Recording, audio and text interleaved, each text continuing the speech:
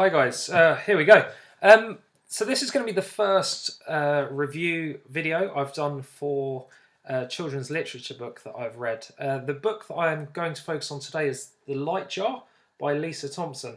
Now this is the follow-up to her really successful book, The Goldfish Boy, that I'm actually about halfway through at the moment, so I'll pop a video up about that pretty soon.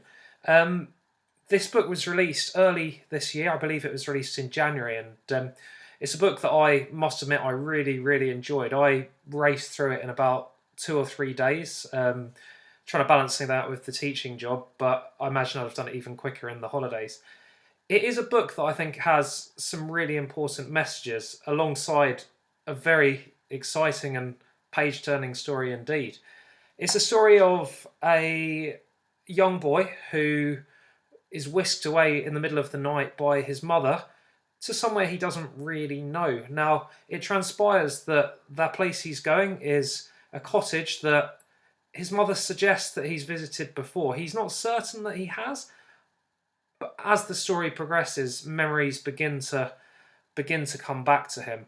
Now, they arrive at the cottage, confused, a bit underwhelmed by the circumstances. It isn't quite as they'd hoped. It's very run down, and there's a chicken running around in the middle of the house, leaving a bit of a mess everywhere. Spirits are lifted on the second day. They do a bit of a tidy up. They have a really exciting and quite a fun time cleaning the rug, and then his mum nips out for some shopping.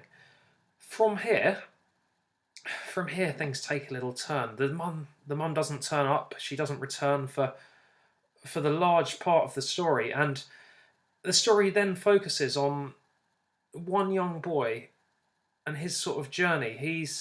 He's alone, he's confused, he doesn't really know what's happening, and it's a story that kind of focuses on his journey, gaining further independence, him doing certain things for the first time, but also his sort of self-discovery.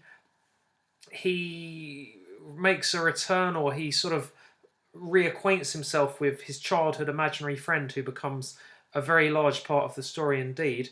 And there's another sort of story running alongside it where he meets a young girl called Kitty, who he goes on a sort of exploration with, trying to retrace a treasure hunt that was set out by the gardener for two young children a number of years ago. Now, I don't want to ruin the end of the story, but what I would say is there's some really good sort of lesson ideas that could come out of this, or some ways that you could introduce it into the classroom. I think the obvious link is linking it to a science electricity unit. Obviously, the aspect of light running through the book, the constant references to it, there's something that could link very well and perhaps incorporate making a light jar into the topic. In terms of PSHE, there's an underlying theme about the breaking up of family.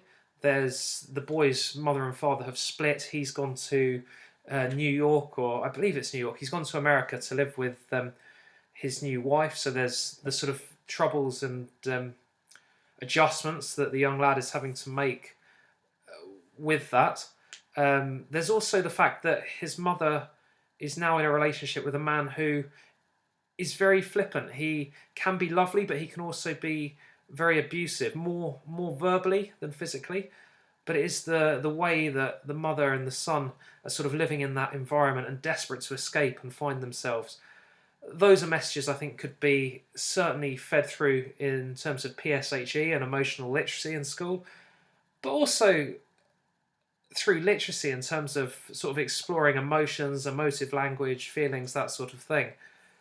I think mentioning the sort of English side of things, I think there's plenty of aspects that, or plenty of times it could be used from a sort of diary perspective. There's some first-hand accounts of perhaps the mother and how she's feeling. I think there's the opportunity to look at how different characters come into it from there. But I would say it's a really lovely book. It's a book that I'd highly recommend to anyone, and it's a book that I just couldn't stop turning the pages of. So yeah, The Light Jar by Lisa Thompson. It's just the first video I've done, so obviously bit of a trial and error of this one, but I hope you enjoy it. I hope you can take something from this, and yeah, thank you very much for watching.